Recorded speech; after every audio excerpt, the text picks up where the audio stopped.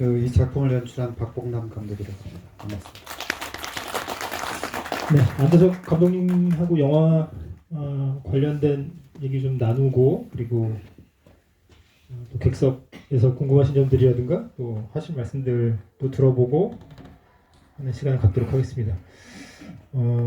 일단 작품은 그 2023년도 2024년도 16회 저희 국제 다큐멘터리 영화제에서 한국 경쟁 부분에서 처음 상영을 했고요. 또 그해 한국 경쟁 부분의 그 대상 수상한 작품이고, 이번에 아주 공을 들여서 오랜 시간 동안 공을 들여서 개봉을 했고, 또 지금 한참 상영 중에 있는 그런 작품을 보시게 됐고요. 일단 감독님한테 제가 한 두어 가지 정도 먼저 질문을 좀 드리고, 또 객석에서 꼭 질문을 아니셔도 하실 말씀이 있다거나 질의가 있으시면 말씀해 주시면 제가 또 감독님께 말씀 들어보는 시간 갖도록 하겠습니다. 일단 하도 이제 이런 자리를 많이 하셨을 것 같아가지고 지금 개봉 중이기도 하고, 사실 제가 제일 궁금했던 거는 두 가지 정도로 영화를 처음 봤을 때 많이 놀랐어요. 일단 제가 잘 모르는 사건이었다는 거, 그것이 가장 놀라웠고, 그리고 두 번째로 통상적으로 이런 국가 폭력을 다루는 이런 다큐멘터리 영화들에서 견지하는 어떤 관점이나 시각이 있죠. 우리가 익히 기대하거나 예상할 수 있는 그런 관점인데, 그 관점과 조금 다르다라고 하는 것도 좀 놀라운 지점 중에 하나였는데, 이 두 번째 지점에 대해서 좀 질문을 드리고 싶습니다. 이게 일반적으로는 피해자 서사나 그리고 또 어떤 노동자 운동 또는 항쟁 이런 관점에서 역사적으로 감춰진 사실을 조명하거나 이런 어떤 접근 방식이 일반적인데, 이 영화는 그렇지 않죠. 상당히 어떻게 보면 아까 그 밖에서도 말씀 좀 나누긴 했는데, 기계적인 어떤 균형 감각이나 밸런스를 잡기 위해서 굉장히 노력하는 적들이 많고, 피해자들 안에서의 어떤 서사가 중심이 된다는 점이 좀 특이한 것 같습니다. 그래서 이런 접근 방식을 처음에 이 사건을 접하고 갖게 되신 그 관점에 대해서 먼저 좀 질문을 드리고 들어보도록 하겠습니다. 그 처음부터 관점을 갖고 시작한 건 아니고요. 저도 이 사건을 거의 모르는 상황에서 하나씩 이제 예를 들자면 광부들을 만나서 얘기를 듣다가 이제 부산 경찰들을 만나서 얘기 듣다가 이 영화에서 안 나왔지만 정보과 형사들을 만나보기도 하고 사측도 만나보고, 그 당시 그 군사 재판을 담당해서 재판부도 만나보고, 그러다가 이제 또 그 사건의 주요 당사자의 이재기 노조 지부장의 자식들을 제가 오랫동안 그 만나고 설득해서 얘기를 듣고 하면서 이제 사실관계들을 중심으로 저는 밝힌 거고요. 저는 어떤 의도를 가졌다기보다는 이 사건이 워낙 알려지지 않았고, 그리고 어떤 선과 악의 구도로 이렇게 파악하기 되게 어려운 측면도 많고 굉장히 복잡하다. 그래서 그것들 있는 그대로 좀 드러내보자. 그리고 이것은 이제 다만 제가 조금 약간 처음부터 계속 고민했던 건 뭐냐면,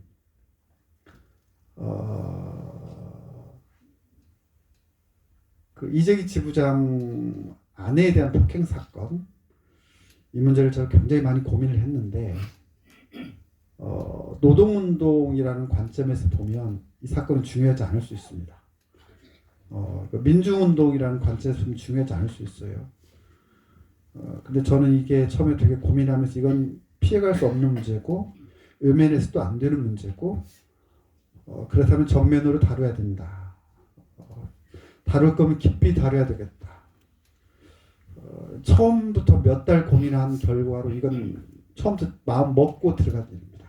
그래서 결론을 내기까지에는 많은 변화들이 있었고, 여기 나온 것들이 이제 최종적인 어떤 영화의 메시지자 결론. 의도한 건 아닌데 취재하면서 여기까지 온 겁니다. 자연스럽게 이렇게 결론이 든 것 같아요. 네.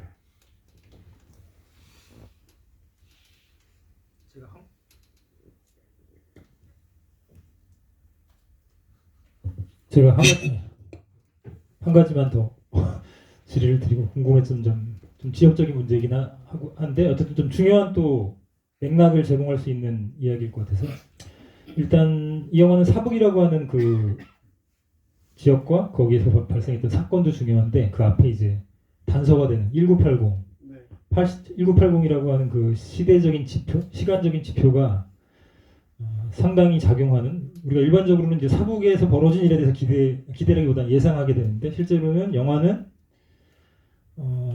그 곱씹어 보면 이 80년대라고 하는 또 그때 광주가 있었고 또 이 사건과 아주 유명하게 얽혀 있습니다. 그 광주에서 벌어졌던 그 항쟁과 이 사북에 알려지지 않은 사건이 그래서 어떻게 보면 80년대는 우리에게 무엇이었는지에 대한 그런 이야기이기도 하고 그래서 이제 그 시대적인 지표나 그 조건에 대해서 한번 또 감독님께 들어봤으면 좋겠습니다.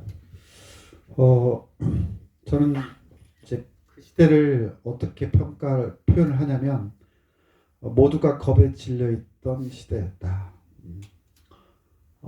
깊은 슬픔의 시대였다. 야만의 시대였다라고 생각을 하거든요. 근데 이제 우리가 익히 알고 있는 5월 광주는 알고 있는 그 이전에 광산촌 사북에서 벌어졌던 일은 전혀 몰랐던 것이죠.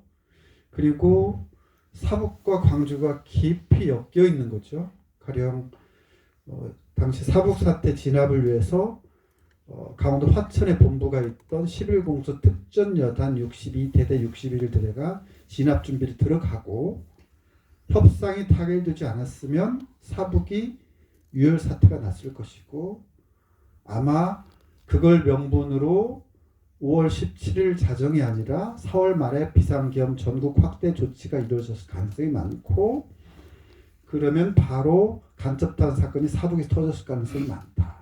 이런 것도 충분히 예측해 볼 수 있고 어쨌든 이제 유혈 사태를 피했는데 그 원대 복귀했던 11공수 특전여단은 5월 19일 날 들어가거든요. 광주에.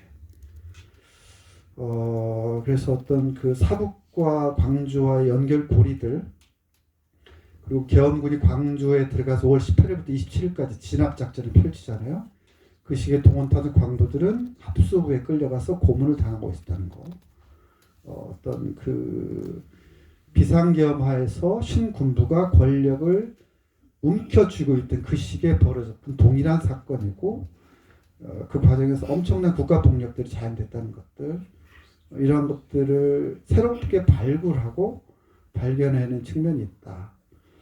처음부터 알고 시작한 게 아니고 취재하면서 알게 되었다. 11공수 특전여단이 나중에 광주에 갔다 온 되게 놀라운 일이었어요. 저로서는. 그래서 우리가 그 긴 어둠의 시대를 지나왔다. 그래서 영화를 만들 때만 해도 과거라고 생각했는데 이제 작년 12월 3일에 계엄이 딱 터지고 굉장히 좀 충격받았죠. 우리가 비상계엄의 터널을 아직도 통과를 못했구나. 그래서 아마 그때 계엄 해제 결의안이 통과가 안 됐으면 또 우리가 어쩌면 그 80년 야만의 시대로 돌아갔을지도 모른다라는 그런 생각도 하고 그렇습니다.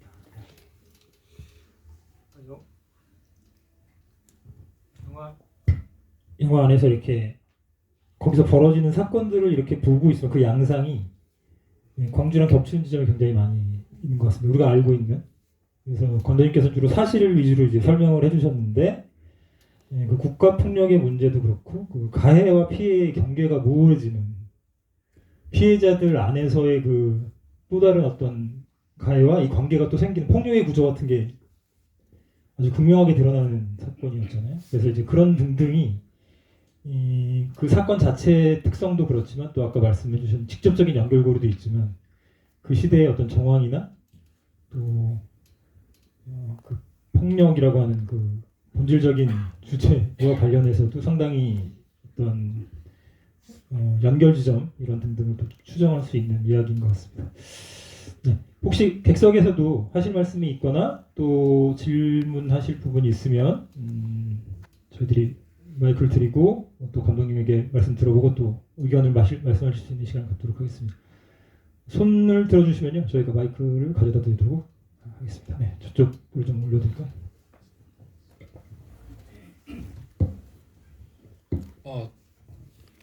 잘 들리세요? 네.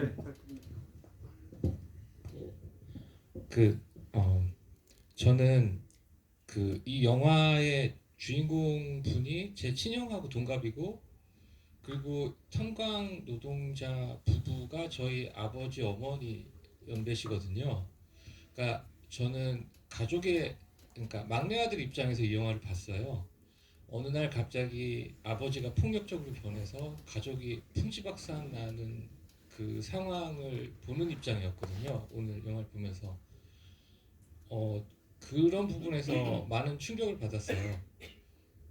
저희 국가가 행사하는 폭력이 어떻게 가족에게 전이 돼서 21세기 지금에도 어떻게 저한테도 남아 있는지 성찰할 수 있는 기회가 됐습니다. 실은 저희 외할아버지는 일본 징용을 갔다 오셔서 갑자기 폭력적인 외할아버지가 되셔서 저희 어머니가 굉장히 힘드셨었고요. 저희 아버지는 6.25 전쟁에 참전하셨다가 전쟁 갔다 오고 나서 굉장히 폭력적으로 어머니한테 변하셨고요.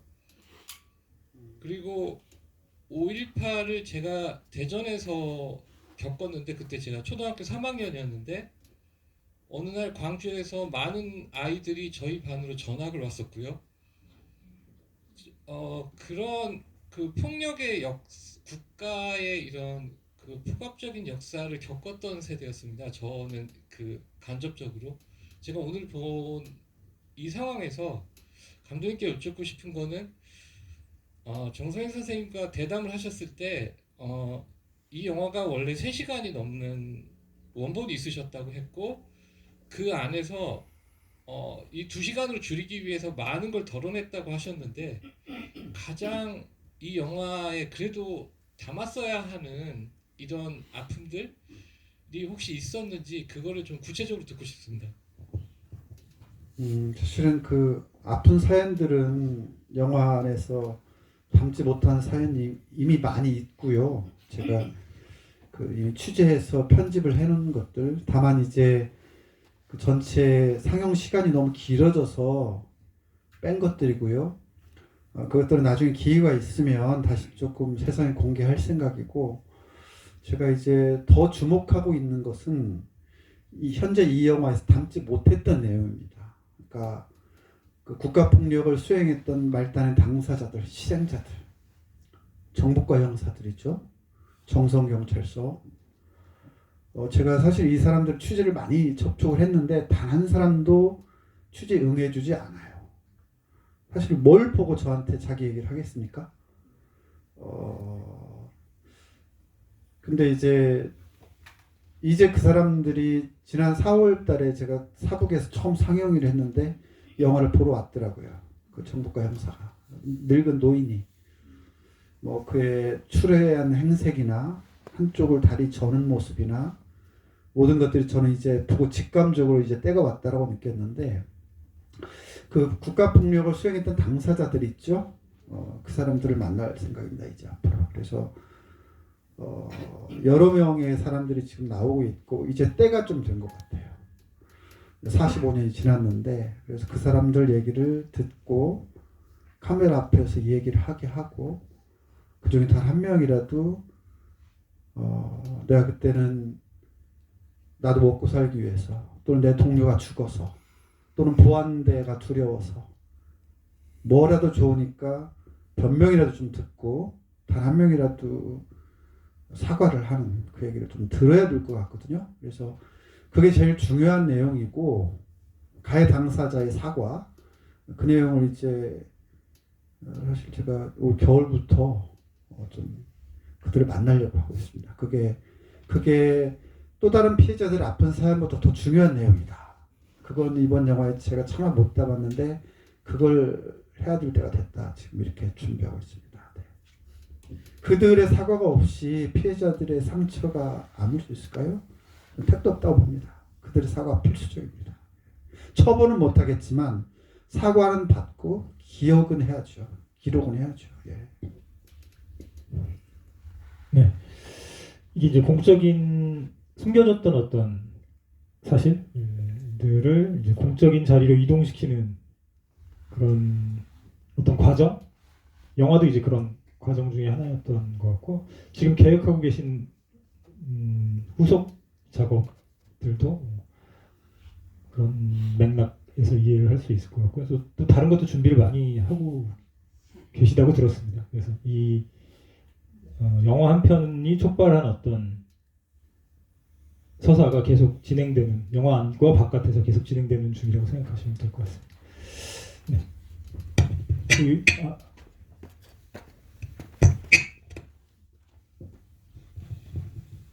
저는 고향이 강원도 정선입니다. 정선이고 지금도 정선에 이제 동생도 살고 있고 그리고 오늘 이렇게 그 사북 제가 26살 때 사북 이제 노동자들 그 일어났는데 오늘 이렇게 박봉남 감독님이 직접 만들어준 영화를 보고 감명 깊게 봤습니다. 이걸 26일 날 황인호 사북동지 회장이 제 저는 한백에서 이제 저희 아버님이 한백 강업소 광부셨습니다. 그때 황인호 씨 아버님도 그 당시에는 한백 강업소 다녔어요. 그래서 한백국민학교 19회인데 한백국민학교 황인호하고 동창입니다. 근데 26일 날 인호가 전화를 해가지고 상훈아, 제가 이제 김포에 살고 있는데 문양 1980년 사북 영화를 하니까 상영을 하니까 너 꼭 가서 한번 봐라. 이래가지고 이제 오늘 저도 지금 그래서 제가 오늘 이제 회사에서 뭐 이 나이에 아직도 직장을 다니면서 퇴근하고 집에서 2시간 쉬고 이제 왔습니다.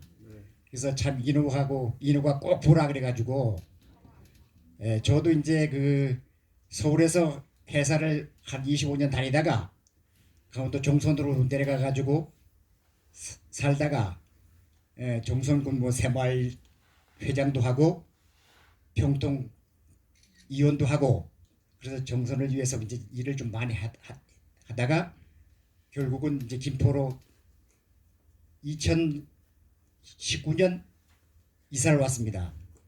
그래 이제 저번에도 이제 인호를 만나가지고 소주도 한잔 하고 있는데 제가 이제 오늘 박봉남 감독님께 이제 한 가지 이제 여쭙고 싶은 것은 1980년 사북 영화를 통해서 사북에 대한 진정한 의미를 이제 국민들에게 알려주시고 그러는데 앞으로도 이 영화 말고 다른 방법으로 박봉남 감독님께서 사북을 재조명하고 사북 항쟁에 대해서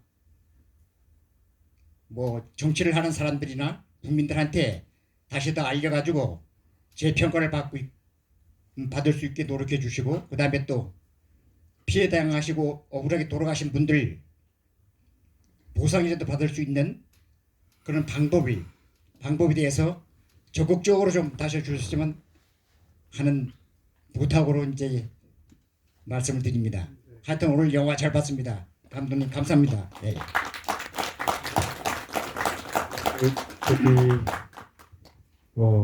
저는 원래 영화에 나오는 그 황인호 회장의 친동생 정선지역사연구소 소장 이 작품의 화자죠. 황인호 소장이 제 대학교 1년 선배예요. 그 인연으로 제가 이 작업을 시작했고 개인적으로 황인욱 선배에 대한 마음의 빚도 있고 마음의 빚을 정리하면 이렇습니다. 황인욱 선배는 감옥 생활을 오래 했고 저는 안 했고 황인욱 선배 친구가 박종철이고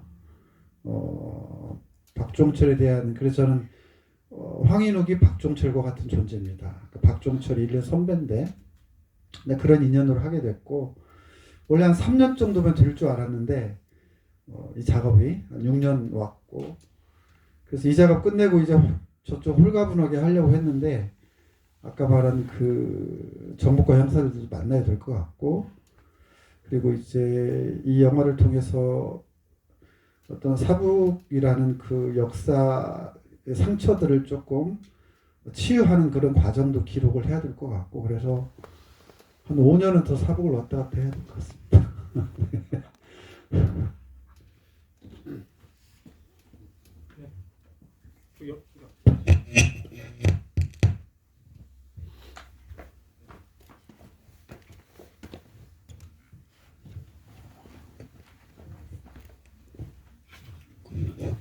그 영화 너무 잘 봤고요.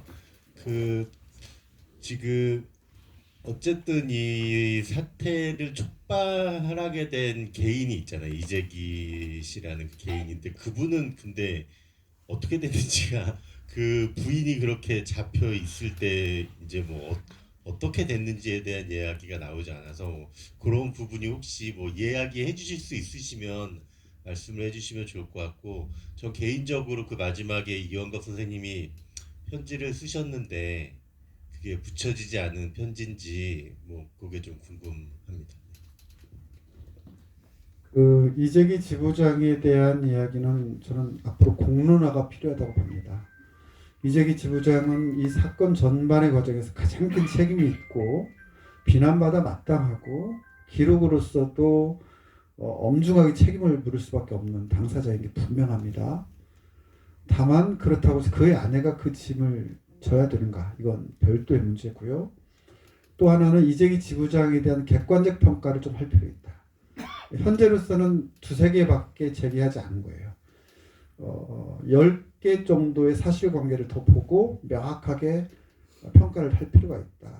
그러니까 사실관계들이 정확하게 다투지지 않은 것도 있고 틀린 것도 있다. 그도 할 말이 있다. 이 정도로 제가 영화에서 이렇게 한 거고요. 그 사건 당일에 관련해서는 예를 들어서 그 아내가 이렇게 당하고 있을 때 그가 어디에 있으냐 이런 것들은 밝혀지지 않았습니다. 그가 10년 후에 사망했고 그의 증언도 없고, 그래서 이제 이후에라도 제가 이제, 왜냐하면 제가 이번 영화를 오픈하고 나서 그 당시 회사에서 그 관리자들이 이제 막 나오고 있거든요. 저한테 연락도 와요. 그 사람들을 통하면 이제 새로운 사실들이 좀 밝혀질 수 있을 것 같고, 이원갑 선생이 쓴 편지는 사실은 이것도 역시 그 논란의 소지가 있습니다. 다른 논란이 아니고 저쪽이 10개의 잘못이 있고 우리가 1개밖에 없는데 우리가 왜 편지를 써야 돼? 이런 항의가 가능하고요. 저는 다만 이원갑 선생님이 그 편지를 썼던 이유는 어떤 본인들의 과거가 맞다. 우리의 과거가 맞고 이 일로 인하여 광산 노동자들의 투쟁의 의미가 훼손되고 불명예를 안게 되었다. 그래서 이걸 내가 풀고 가겠다라는 그런 결단이었다고 보고요. 그 편지가 언제 전해질지 모르겠습니다. 더 시간이 필요하지 않을까. 그때라고 한다면 아마 당신이 사망 후에 전해질 수도 있다. 그래서 그 시간이 진행되는 과정들이 아마 이 사건을 둘러싼 여러 당사자들 간의 어떤 갈등과 대화와 어떤 또는 화해와 치유 과정들이 엮여서 진행될 것이다. 그래서 그 과정들을 조금 면밀하게 보면서 그 편지가 최종적으로 어떻게 되는지 이것도 중요하게 관심을 가지고 보면 좋을 것 같습니다. 어떻게 될지는 아직 모르겠습니다. 제가 사본을 가지고 있고 원본을 이원갑 선생님이 갖고 있고 전달되지 않았습니다.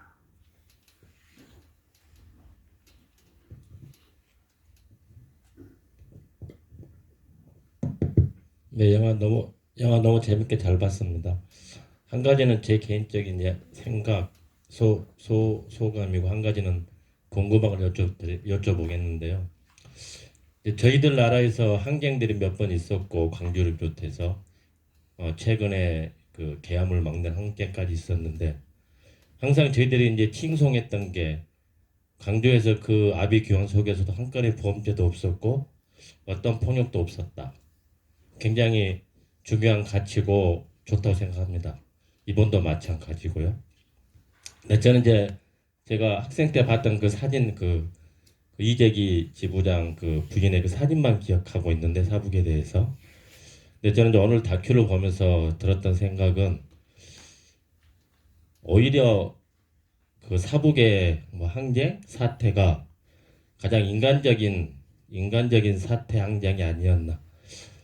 뭐 광주는 이제 그 폭력의 주체를 국가로 정확히 시민들이 인식을 해서 그런 공감대가 형성되었다고 보지만 사북은 시작은 그런 게 아니었던 것 같아요. 촉발되는 계기가. 그래서 당사자가 없으니 부인이라도 그렇게 좀 응징하고 그 폭력을 제가 옹호하는 건 아닙니다만 응징하고 했던 게 오히려 더 인간적인 것 같다라는 생각이 들고요. 아마 다큐가 만들어지고 한 2, 3년 지나고 이렇게 쭉 지난 것 같은데 그 피해자들의 그 이재기 지부장과 그다음에 그 항쟁 지도부들 그 사람들 간의 화해는 이렇게 조금의 진척은 전혀 없는 상태인가요? 그걸 질문하고 싶습니다.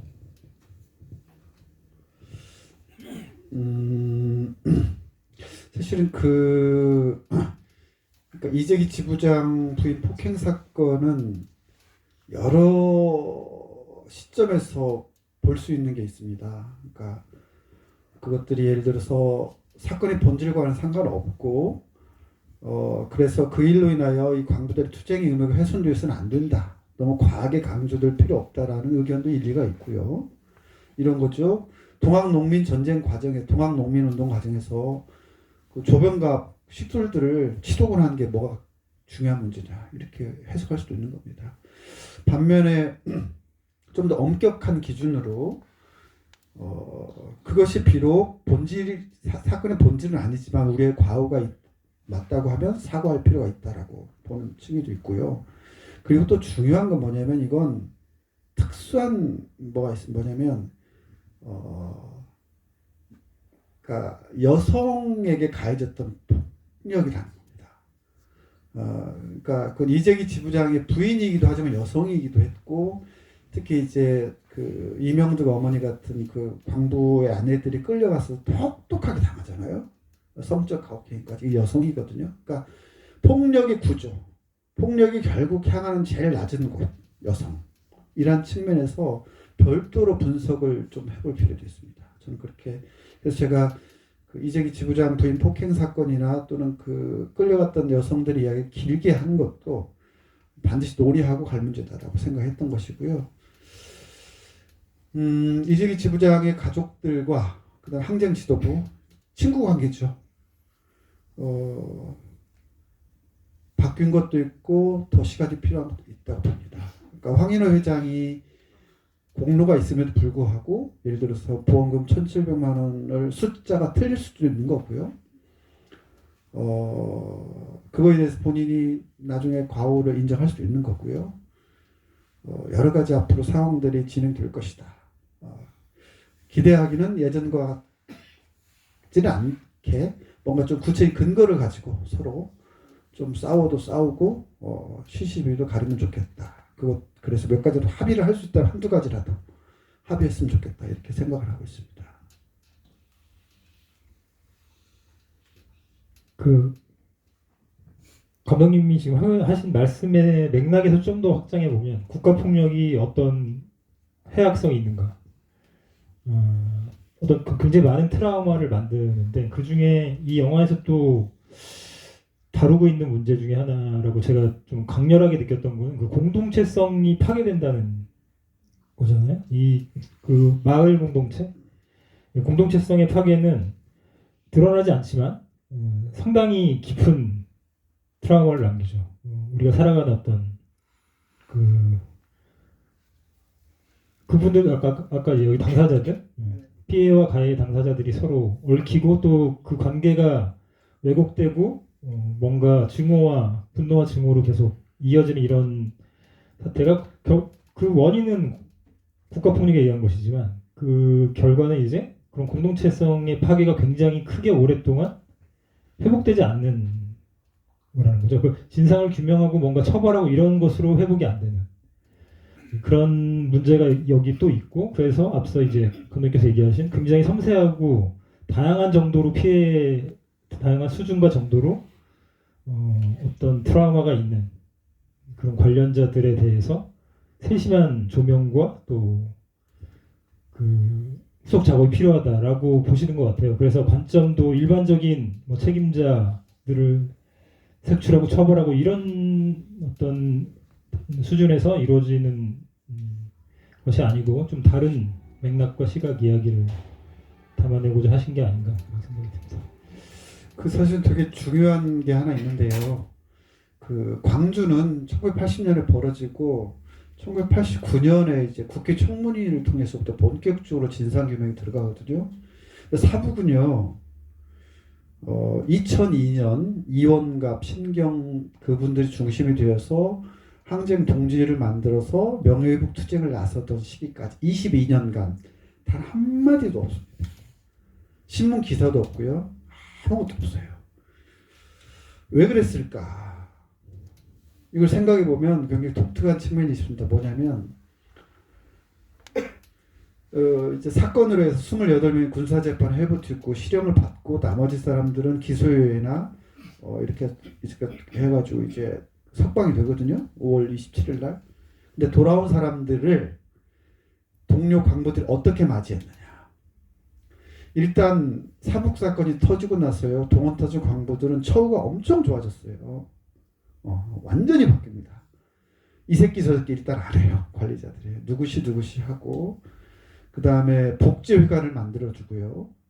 거기 매점도 만들어주고요. 결혼식 못했던 부부들 백상 모아가지고 합동결식도 해주고요. 장학재단 만들고요. 상여금 올려주고요. 그 다음에 그 이후에는 복지 아파트까지 지어줘요. 어마어마하게 투쟁의 성과들이 많거든요. 근데 그 성과를 고스란히 수혜를 받은 동원타주 광부들이 막상 끌려갔다가 풀려나온 광부들, 감옥에 있는 광부들을 따뜻하게 맞아줬을까요? 전혀 안 그랬어요. 다 외면합니다. 다. 폭도, 빨갱이. 거기에다가 지부장부인 폭행을 했던 난동분자들. 그래서 그 사건을 중심적으로 했던 사람들 철저히 외면당합니다. 거기에다가 서로 끌려가 서로 이름을 불거든요. 그래서 그 내부는 서로 증오합니다. 그러니까 여기 보면 이제 그 무기고를 파손했다는 혐의로 실형을 살았던 강윤호 아저씨, 나중에 재심에서 무죄를 선고받죠. 그리고 크레딧 보면 고인이 돼서 나오는데 강윤호 아저씨는 죽을 때까지요 자기 이름을 부른 광부를 용서하지 않았어요. 죽을 때까지 절대 용서하지 않았어요. 저 새끼 때문에 내가 이렇게 했다고. 그래서 그 커뮤니티가 철저하게 파괴됐던 겁니다. 동료 광부들이 외면하지 자기들끼리도 서로 이름을 불어가지고 저 새끼 이게 이 사건의 비극이다. 그래서 이 오랜 시간 동안 이 사건의 실체들이 전혀 외부에 드러나지 않은 것입니다. 세월은 쭉 갔고요. 되게 가슴 아픈 얘기죠. 네, 여기 앞에 드리겠습니다. 네. 저는 뭐 앞에서 다들 좋은 말씀들 많이 해주셔가지고 따로 뭐 그러기보다 제가 초등학교 아마 한 3학년 때 제가 저 고안에서 살았었어요. 네, 저희 아버지 당연히 광부셨고 아버지는 뭐 이렇게 저렇게 왔다 광부 생활을 오래 하시다가 이제 결국은 진폐로 해서 돌아가시기도 하고 했는데 저는 제가 거기 살면서도 이걸 몰랐어요. 정말로 저 그 고안역을 기점으로 해서 그 이제 아랫 동네에서 있었던 일이고 저는 이제 그 위쪽에서 살았었기 때문에 그래서 그런 건지 어머니도 그냥 그때 당시에 저녁 때 되면은 나가면 안 된다 나가면 뭐 잡혀간다 뭐 이런 소리만 하셨던 것 같고 그래서 낮에 놀다가 뭐 그렇게 하곤 했었는데 지금까지 사실은 이런 거를 보기 전까지는 몰랐어요. 그래서 왜 이거를 요렇게 요런 데서만 보고 이렇게 하는 그냥 다 진짜 대한민국 사람들이 다 봤으면 요 사건들을 보게만 되면은 그래도 조금 더 뭐 광주 우리 집사람 또 광주 출신이에요. 그러니까 제가 저희들이 먼저 경험이 안 떨어져서 여기가 떨어진 거야.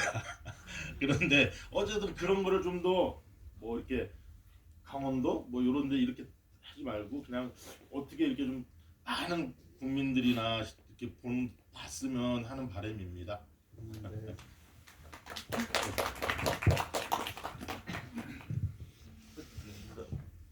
참 강제로 잊힌 역사다라고 저는 표현을 하거든요. 그리고 그 뒤로 바로 이어진 5.18이 너무나 결정적으로 우리 현대사에서 중요한 일이었고 그 그늘에 좀 가린 것도 컸고요. 그리고 아까 말한 대로 커뮤니티가 파괴됐고 예를 들면 5월 7일부터 잡아가가지고 5월 27일 그때까지 고문을 하고 이랬잖아요. 그 시기에 보면 단 한 건의 기사도 없습니다.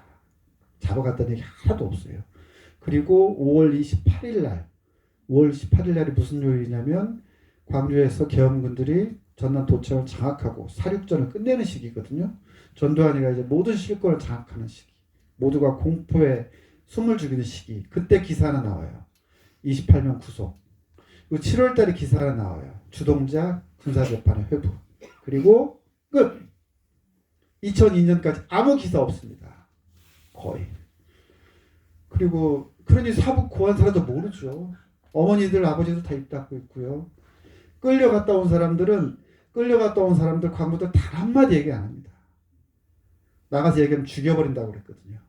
전두환 정권 얼마나 무서웠어요. 노태우 연장이 있고요. YS 정권까지 말 못합니다. 비로소 DJ 정부 후반기에 처음으로 얘기한 거거든요. 그러니까 강제로 잊힌 역사다. 그래서 아무도 모릅니다. 교수들도 모르고요. 유시민 작가도 몰라요. 이건 그냥 이 영화를 본 사람은 알고 못 본 사람은 모른다. 그렇게 저는 얘기합니다. 네, 시간이 많진 않은데 여기 마지막. 저는 간단히 하나만 질문 드릴게요. 네. 아까 협상에 나섰던 그 강원도지사 네. 그게 어떻게 되셨는지 궁금합니다. 강원도지사는 뭐 그냥 평범한 지사였습니다. 그 당시에는 사실 그 내무부 장관이 임명하는 구조거든요. 그러니까 박정희 정권 때 임명된 강원도지사고요. 그런 특별한 의인이었다기보다는 도지사로서의 양심에 따라서 성실히 협상을 진행한 사람으로 보이고 그 뒤로 그냥 관료 생활을 평범하게 잘 하고 그리고 영화에 보면 10월 5일날 전두환이 방문을 하잖아요. 그때 수행도 합니다. 수행도 하고 그대로 평범하게 공직 생활을 마치고 사법 관련 인터뷰도 생전에 좀 한 적이 있고 그리고 한 사람이 빠져 있는데 그 협상 수습 대책위에 당시 윤혜형 강원도경국장이라는 사람이 있습니다. 경찰 총책임자죠. 윤혜영 강원도경국장과 김성배 강원도지사가 이제 정부 쪽 실무 책임자였는데 그 윤혜영 강원도경국장이 지키지 못할 약속을 합니다. 선처하겠다고. 선처하겠다고 하고 나중에 말을 바꾸죠. 뭐라고 말을 바꾸냐면 법이 허용하는 한도 내에서 선처하겠다고 한 것이다. 근데 이미 그 당시에는 합동수사본부의 핵심은 보안대사거든요. 전두환이. 뭐 사실 무슨 경찰이 무슨 힘이 있습니까? 보안사령관 하라는 대로 까는 거죠. 싹 잡아가고 하고 잔혹하게 보복하고 그리고 침묵시키고 그렇게 올 겁니다. 네. 마지막으로 네. 정말 잘 봤고요. 그리고 감독님께서 이 피해자들, 출연자들 한 분 한 분의 이야기를 끌어내기 위해서 얼마나 이 기획자 분들과 함께 애쓰셨는지가 정말 너무 느껴져서 감동을 받았는데 이 사북처럼 우리가 알지 못하는 누군가 말하기 전에는 알지 못하는 이런 비극의 역사가 얼마든지 있을 거라는 생각이 또 같이 더불어서 들었습니다. 그러면 먼저 이런 영화를 찍으신 이제 그런 경험 선배 입장에서 어떻게 하면 이런 이야기들을 피해자들의 그 생각들, 시각들, 언어들로 이끌어낼 수 있을지 어떤 사회 분위기가 조성되어야 할지 또 그런 이야기를 들어주는 사람들은 어떤 태도를 갖고 그들을 대하면서 이야기를 이끌어내야 하는지 네. 그런 경험에서 오는 그런 이야기를 듣고 싶습니다. 저는 이제 이 영화의 마지막에 저의 입장을 자막으로 좀 했거든요. 제가 되게 조심스럽게 기계적 중립을 지키면서 가다가 마지막에 사건 피해자들은 국가의 사과를 기다리고 있다라는 자막을 하나 넣잖아요. 제가 이 자막은 굉장히 신중하게 쓰는 겁니다. 이건 뭐냐면 이 자막에 대하여 최소한 이 영화의 마지막 결론에 대하여 아무도 이의를 달지 못하게 하겠다라는 나름대로 완고한 결의입니다. 이재기 지부장의 자식들이든 경찰이든 광부들이든 그 다음에 정보과 형사조차도 이 정도에 대해서는 합의해라. 영화의 모든 과정들은 주장에 앞서서 증거와 증인을 들이대고 있고 모든 사료들도 엄격하게 채택해서 하고 있고 이 정도까지 했는데 이 결론에 대해서 이의를 제기하실 겁니까? 라는 게 저의 질문이거든요.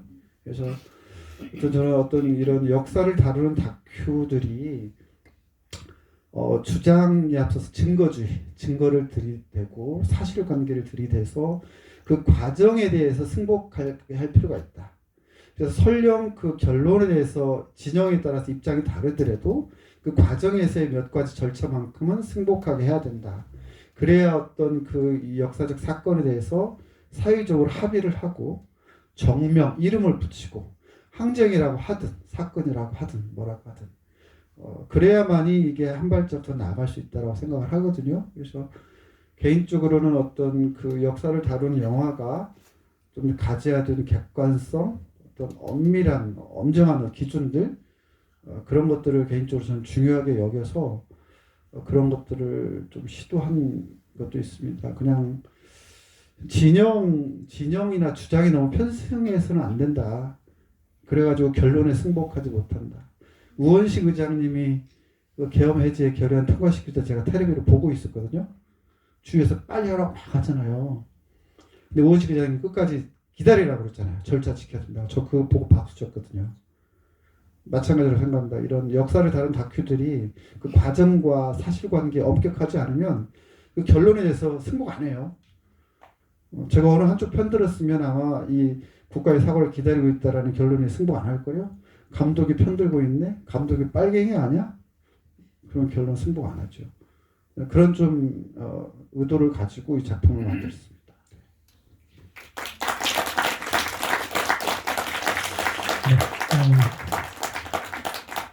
마지막 말씀은 다큐멘터리란 무엇인가?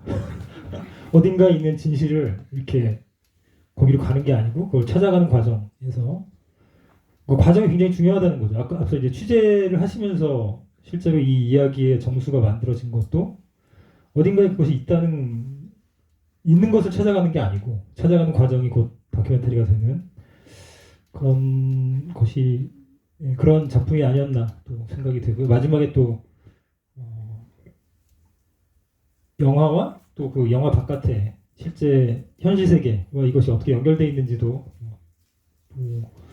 생각하게 하는 그런 말씀이셨던 것 같습니다. 시간이 거의 다 돼가지고요. 이제 자리를 좀 마쳐야 될 시간이 됐습니다. 충분치는 않았지만 그래도 작품의 내적인 이야기 그리고 바깥의 이야기 같이 두루 나눠볼 수 있는 의미 있는 시간이었던 것 같고요. 오늘 좋은 작품과 함께 또 아주 유익한 이야기 또 귀감이 될 만한 이야기를 들려주신 우리 박국남 감독님께 감사드리고요. 또 끝까지 자리 지켜주신 관객 여러분께도 감사드리겠습니다. 자, 이쯤에서 자리를 마치는 것으로 하겠습니다. 고맙습니다. 네, 감사합니다. 제가 내년 4월까지 전국을 돌면서 순위 상영을 하려고 하거든요. 이 사건을 알리는 방법은 영화를 보게 하는 방법밖에 없어서 저희가 명함을 가져왔습니다. 여기 이제 늦은 메아리 운동이라고 이제 좌석을 사가지고 이제 전국의 관객들한테 보이게 하려고 그러거든요. 여기 후원 계좌가 적혀 있으니까 필요하신 분 오셔서 명함 받아가시면 제가 드릴게요. 이걸 후원금을 받아서 전국 극장을 이제 표를 사서 돌고 이렇게 하려고 합니다. 여기 놔둘 테니까 와서 필요하신 분들 가져가십시오. 네. 여기 앞에서 가져가시면 되겠습니다. 퇴장하시면서 필요하신 분들. 퇴장하시면서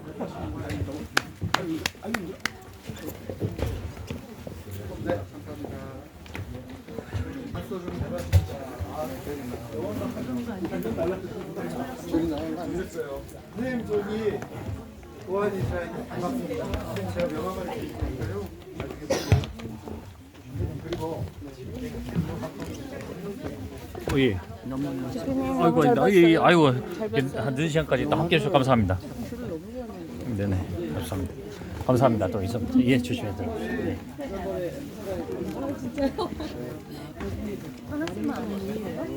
공주에서 근무 중에. 공주요? 네. 아이고 이게 너무 잘. 아유 마음이 무거우실 것 같습니다. 네, 맞아. 무슨 질문을 못했어.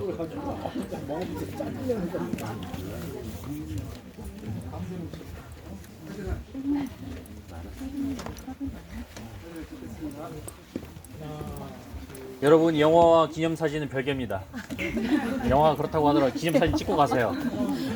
아까 질문하는 거 들었어.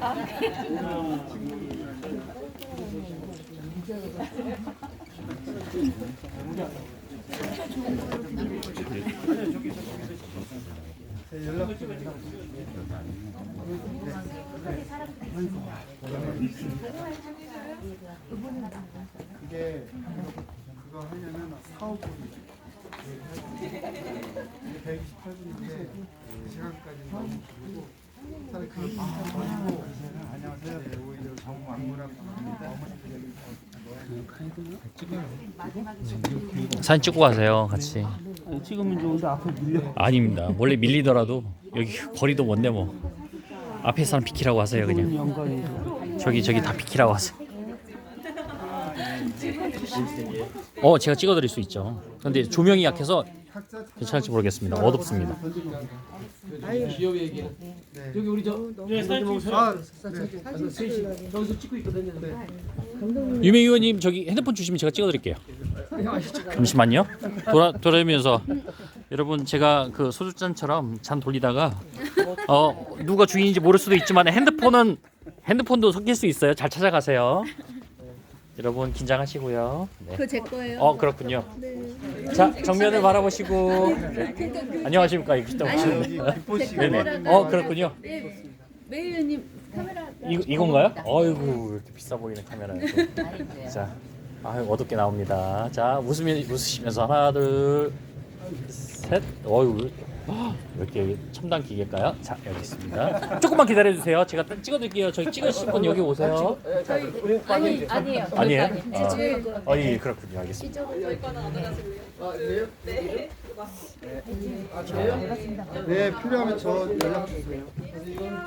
영화는 무겁더라도 사진 찍을 때 웃어야 돼요. 네, 맞습니다.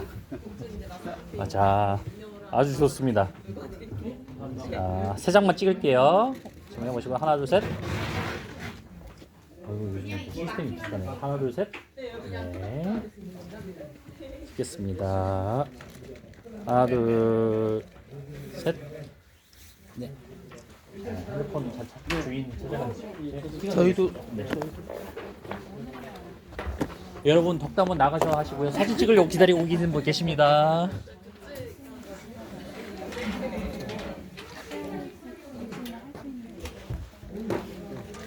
자, 여러분 덕담은 나가서 하시고요. 기다리고 있어요. 감사합니다. 아이고 감사합니다. 와주셔서 감사합니다. 또. 네. 나레이션 하시는 분이 네. 알고 보니까 아는 분이시네요. 얘는 봉당 다 영어로 돼 있어요. 저기 양쪽 쓰시더라고요. 사무실에서. 네. 네네. 그렇군요. 네, 네. 너무 영화 너무 좋았어요. 자 찍겠습니다. 어이구 빛이 핸드폰이 좋으니까 세 장만 찍겠습니다. 가까이서 멀리서. 영화는 진짜 지금 웃으시면서 하나 둘 셋.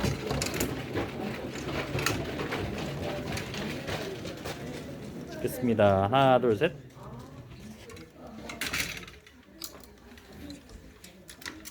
심각해서 웃음이 안 나와. 심각하군요. 원래 그렇습니다. 네, 하나 둘 셋. 네 여기 있습니다. 감사합니다. 응원해 주십시오. 저희 그 기로 저희 되는데 네. 네. 저건 이제 기념품 좀 남았나요? 네. 네, 제가 좀 나눠드릴게요. 네. 언제까지 나눠드려도 돼요? 그거 받아도 됩니다. 알겠습니다. 저기 저 같이 한 장 찍어요. 같이 찍죠. 예, 제가 됐습니다. 이거 찍어드릴까요? 주세요 우리. 예. 감독님 기념품 받으셨어요? 아니요. 그래도 여기 우리 주머니 하나 넣어주세요. 조대표님까지. 네네 알겠습니다. 아니 같이 받았을 건데. 아니 같이 찍어. 아 같이. 예예 고생 규모의 많으셨습니다. 감염센터로 제약병원 출신 분이 진료합니다. 우리 지금 바로 네, 오프라인 알겠습니다. 병원으로 오세요. 저도 같이 찍어도 되나요? 예, 네 예. 알겠습니다. 얼른 여기 있습니다. 남자들의 로망. 네, 스킨 나와가지고. 알겠습니다. 고생 많으셨습니다. 하나, 둘, 셋. 세로로 찍을게요. 하나, CGV 둘, 김포운항에서 도보 1분 이노바 버샷. 됐습니다. 감사합니다. 아이고 아닙니다. 핸드폰 잘 찾아가셔야지. 김포시 우유 필요합니다. 김포시 의원들도 오셨네요. 네네 오늘 저기 김포시 항만에서 이제 바로 수업 보고 생각합니다. 네. 정신 좀 차리라고. 잘하셨습니다.